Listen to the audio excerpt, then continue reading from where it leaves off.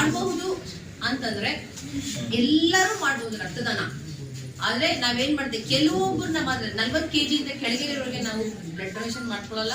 ಮತ್ತೆ ಈಗ ಆಲ್ಕೋಹಾಲ್ ಜಾಸ್ತಿ, ಆಲ್ಕೋಹಾಲ್ ತಗೊಂಡು ಒಂದು 4 days ಆಲ್ಕೋಹಾಲ್ ಇಲ್ಲದೆ ಇರುವಂತದನ್ನ ನಾವು ತಗೋತೀವಿ. ಆಮೇಲೆ ಡಯಾಬಿಟಿಕ್, ಹೈಪರ್ ಟೆನ್ಷನ್ ನಾವು ತಗೊಳ್ಳೋದಿಲ್ಲ. ಆಮೇಲೆ ಎಸ್ಪೆಷಲಿ ಫೀಮೇಲ್ಸ್ ಕೂಡ ದಾನ ಮಾಡ್ಬೋದು. ರಕ್ತದಾನ ಅಂತಂದ್ರೆ ಬರೀ ಹುಡುಗರು ಮಾತ್ರ ಮಾಡ್ಬೇಕು, ಗಂಡಸರು ಮಾತ್ರ ಮಾಡ್ಬೇಕು ಅಂತ ಏನಿಲ್ಲ. ಈವನ್ ಹೆಣ್ಮಕ್ಳು ಮಾಡ್ಬೋದು. ಬಟ್ ಹೆಣ್ಮಕ್ಳು ಯಾವಾಗ ಮಾಡ್ಬೋದು ಅಂದ್ರೆ ಆ ಒಂದು ಮೆನ್ಸ್ಟ್ರುಯಲ್ ಪೀರಿಯಡ್ ಇಲ್ಲದೆ ಇದ್ದಾಗ ಅವ್ರು ಮಾಡ್ಬೋದು. 40 kg ಮೇಲೆ ಇದ್ದು ರಕ್ತ ಅವ್ರಿಗೆ 13 ಗ್ರಾಮ್ ಇಂದ ಮೇಲೆ ಇದೆ ಅಂದ್ರೆ ಅವ್ರ ನಾವು ರಕ್ತದಾನ ನಾವು ಕಲೆಕ್ಟ್ ಮಾಡ್ಕೊಳ್ತೀವಿ. ಇದಕ್ಕೆ ನಾವು ರಕ್ತದಾನ ಎಲ್ಲರೂ ಮಾಡ್ಬೋದು. ಬಟ್ ನಾವ್ ಯಾವಾಗ ರಕ್ತದಾನ ತಗೊಳ್ಳೋದಿಲ್ಲ ಅಂತಂದ್ರೆ ಡಯಾಬಿಟಿಕ್, ಹೈಪರ್ ಟೆನ್ಷನ್ ಕಡಿಮೆ ಇದೆ, ಬೇರೆ ಪ್ರಾಬ್ಲಮ್ಸ್ ಇದೆ, ಮತ್ತೆ ನಾವು ತಗೊಳ್ಳೋದಿಲ್ಲ. ಮತ್ತೆ HB ಬಿಲೋ 12 ಇದ್ರೆ ಅಥವಾ 11 ಇದ್ರೆ, ಗಂಡಸರಿಗೆ 11 ಇದ್ರೆ ಕೆಳಗಡೆ ತಗೊಳ್ಳಲ್ಲ, ಹೆಣ್ಮಕ್ಳಿಗೆ 12 ನಾವು ಕಲೆಕ್ಟ್ ಮಾಡ್ತೀವಿ. ಇದೆಲ್ಲಾನು ರಕ್ತದಾನ ಮಾಡೋದು. ರಕ್ತದಾನ ತಗೊಳ್ಳೋದಕ್ಕೆ ನಾವು ಯಾರಿಗೆ ಕಂಡೀಷನ್ ಕ್ರೈಟೀರಿಯಾ ಏನು ಅಂತ.